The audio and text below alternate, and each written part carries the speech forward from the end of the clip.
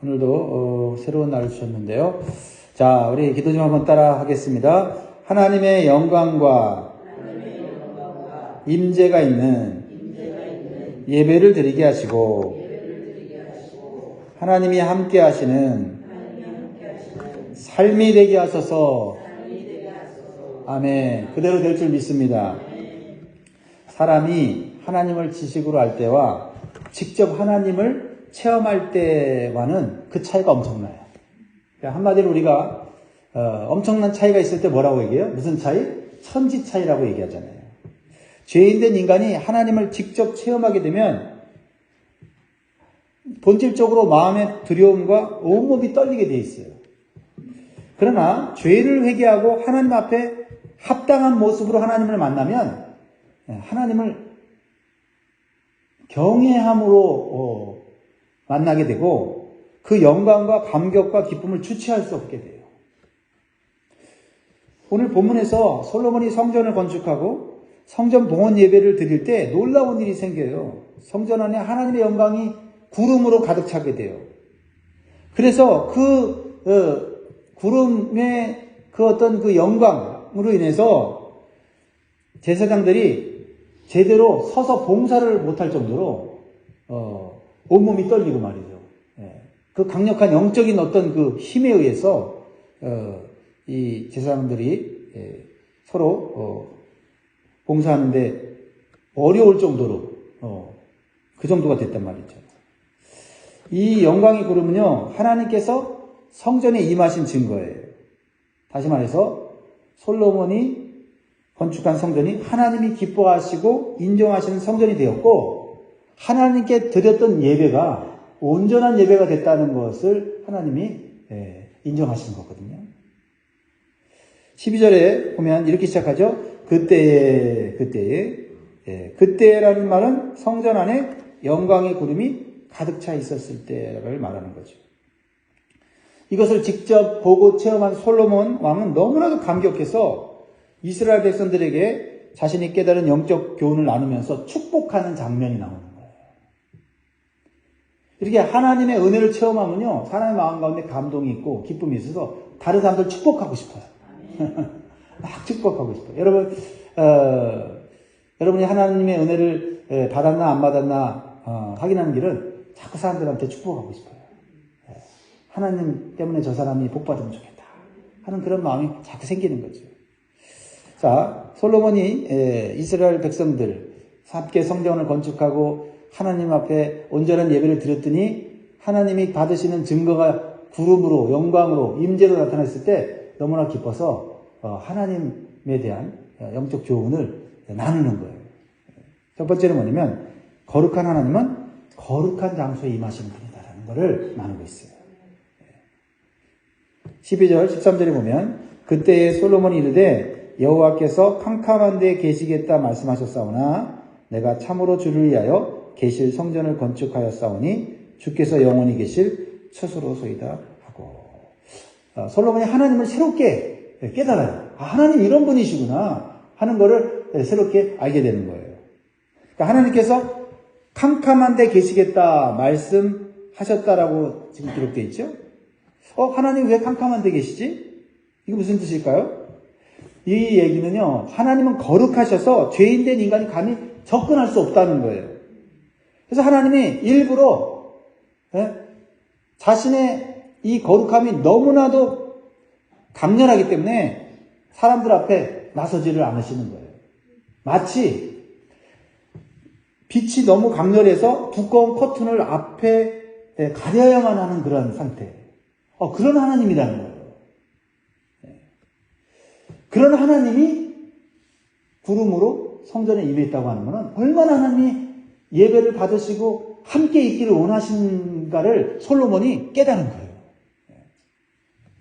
출애굽기 19장과 20장에 보면 하나님께서 직접 시내산에 임하신 장면이 나와요.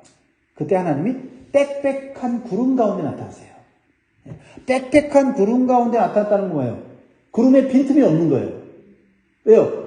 구름에 빈틈이 있으면 하나님의 강렬한 거룩하신 빛이 나오면 그 빛이 죄인된 인간을 비추면 그 죄를 발견하는 인간은 견딜 수가 없는 거거든요.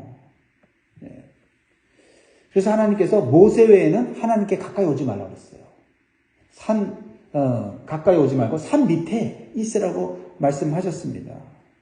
그래서 하나님께서는 이스라엘 백성들에게 3일 동안 성결하게 하는 과정을 거쳐요. 옷을 빨게 하고 몸을 거룩하게 하는 것이죠. 그렇게 했음에도 불구하고 하나님이 시내산에 임재하셨을 때 이스라엘 백성들의 반응이 어떤 반응인지 아세요? 출애굽기 20장 18절에 19절에 보면 뭇 백성이 우레와 번개와 나팔소리와 산의 연기를 본지라 그들이 볼 때에 떨며 멀리 서서 모세에게 이르되 당신이 우리에게 말씀하소서 우리가 들으리이다. 하나님이 우리에게 말씀하시지 말게 하소서 우리가 죽을까 하나이다. 여러분, 하나님이 실제적으로 임하면요 인간은 감당이 안 되는 거예요. 우리가 하나님의 은혜를 경험하고 하나님의 임재를 경험하는 이유는 뭔지 아세요? 예수 그리스도께서 우리의 죄를 사하여 줬기 때문에 하나님이 우리 예배 가운데 임하시고 우리가 그 은혜를 경험하게 되는 거예요. 자, 이스라엘 백성들은 3일 동안 자신을 정결하게 한 후에 하나님 앞에 섰지만은 하나님의 임재를 보는 것도 하나님이 말씀으로 음성으로 들려주시는 것도 두려웠던 거예요. 그러니까 누구든지 정결하지 못하면 또 하나님의 말씀을 조금이라도 어기면 죽을 수도 있다는 것을 분명히 깨닫게 되는 거예요. 몸으로 깨닫게 되는 거죠. 그런데요, 솔로몬이 여기에 너무나 감격스러운 거예요. 솔로몬이 이 하나님 말씀을 다 알고 있잖아요. 성경을 다 알고 있잖아요. 지식으로만 알았는데 하나님이 임재하신 거예요. 그런데 임재했는데 아무도 죽지도 않고 오히려 하나님의 영광이 나타나고 하나님의 은혜가 임했으니 얼마나 영광스럽고 기쁘고 감사하겠냐는 거예요. 우리가 예배 잘 드렸구나. 우리가 성전 하나님 말씀대로 잘 지었구나.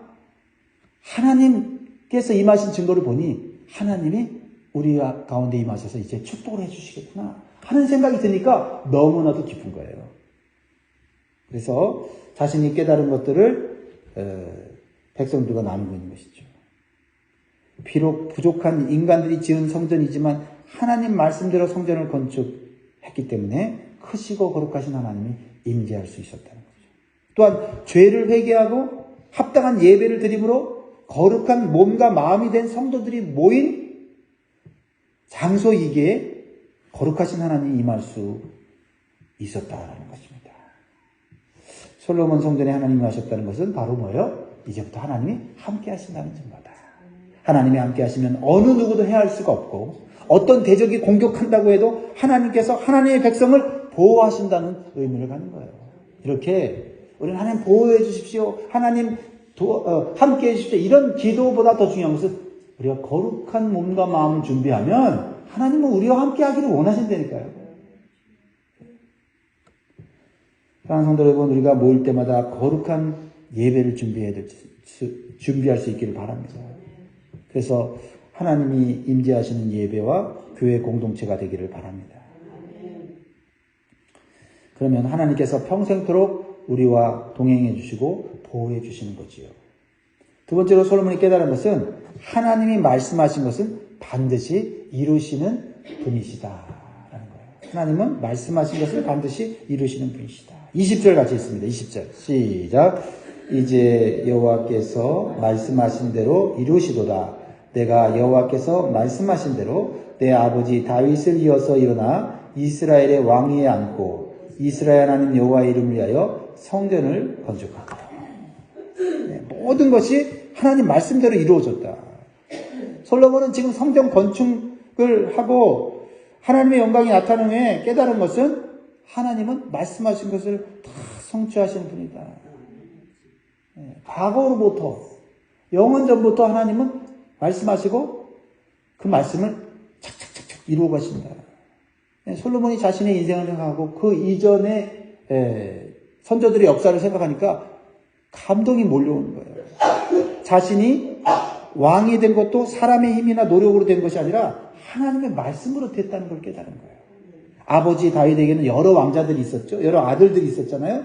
그런데 그 중에 가장 약하고 보잘것없는 자신을 왕으로 하나님이 세우셨다는 거예요. 쉬운 일이 아니에요. 왕자의 서열도요, 4번째였어요. 그리고 자신이 왕이 되기 전에 왕자 아도니아가 반역을 일으켰어요. 그렇죠? 예. 그리고 자신이 왕이 되기 전에 아버지 다윗은 병들어서 죽어있는 아주 약한 상태였단 말이죠. 그런데 하나님께서 극적으로 솔로몬을 왕이 되게 하세요. 왜요?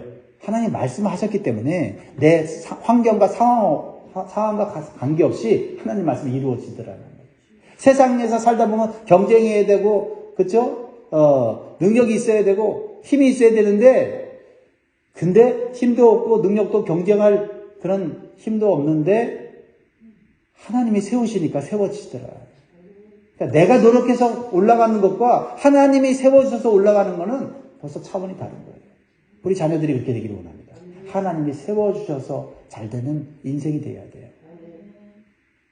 내가 노력해서 올라가면 젊은 사람들이, 힘 있는 사람들이 경쟁하면 언젠가는 나이 들고 힘 없으면 떨어지는 거예요. 근데 하나님이 세워주시면 죽는 그날까지 의미 있고 보람 있는 인생을 살게 되는 줄 믿습니다.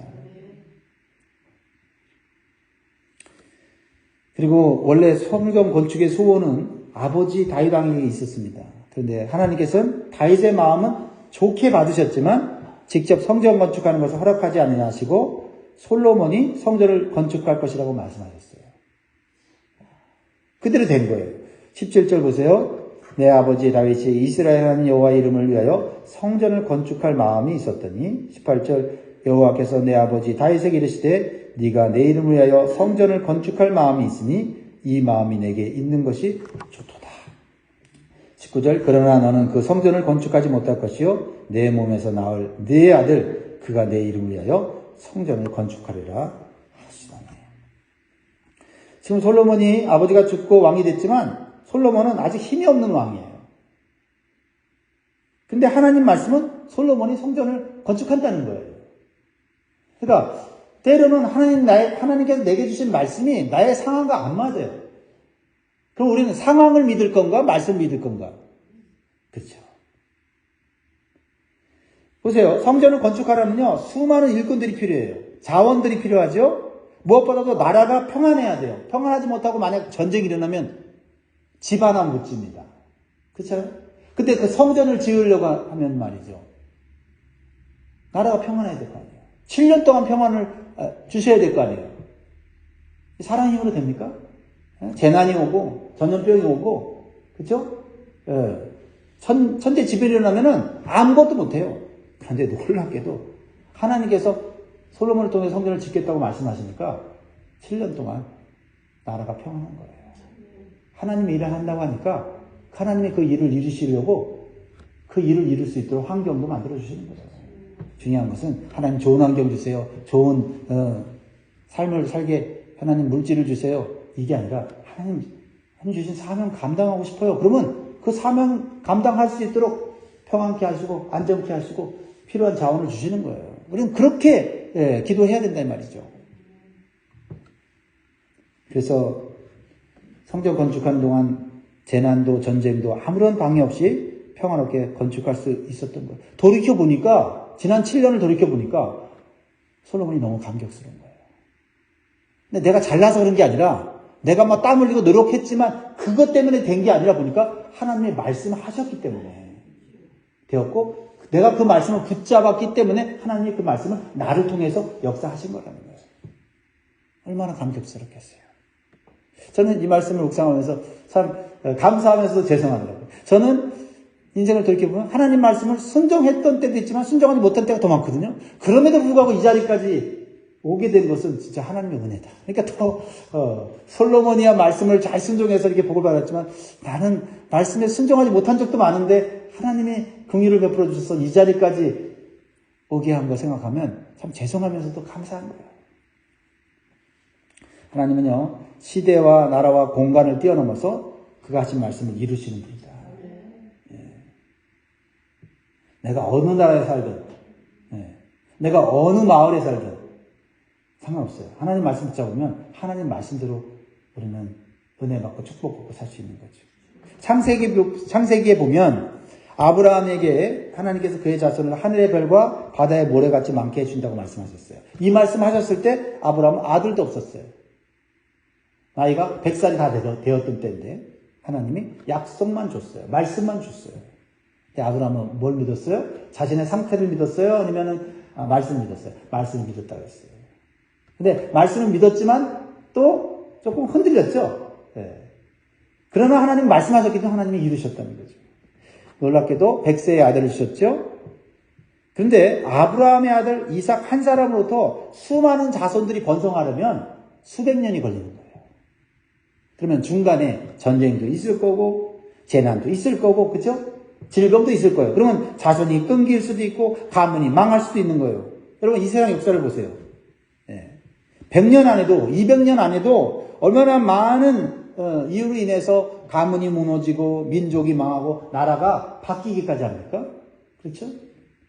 그런데 400년 후에 아브라함이 죽고 난 400년 후에 이스라엘 백성들이 200만이 넘는 민족과 나라가 되는 거예요. 그 애를 막 낳는다고 되는 겁니까? 예. 애를 낳고 싶어도 못 낳는 사람도 생기고요. 그렇죠? 이게 하나님의 특별한 보호하심이 없이는 되는 일이 아니라는 거예요. 우리의 삶 가운데 우리의 가정이 세워지고 자녀가 이렇게 번성하는 거 이거 그냥 되는 거 아닙니다. 하나님의 특별한 보호하심이 있는 거예요. 하나님은 아브라함과 이삭과 야곱의 가문을 보호하셔서 그들과 맺은 언약을 신실하게 성취하신 것입니다. 그리고 다윗과 솔로몬을 통해서 평화롭고 강대한 이스라엘 나라를 세우시고 성전을 건축하게 하셨다는 거예요. 이 성전 건축은 다윗 때부터 얘기한 거지만 사실은 그 이전 출애굽 할 때부터 하나님이 또 얘기하신 거예요. 66절 보세요. 내가 내 백성 이스라엘을 애굽에서 인도해 낸 날부터 내 이름을 둘 만한 집을 건축하기 위하여 이스라엘 모든 지파 가운데서 아무 성읍도 택하지 아니하고 다만 다윗을 택하여 내 백성 이스라엘을 다스리게 하였노라 하시니라. 그러니까 하나님의 계획은요.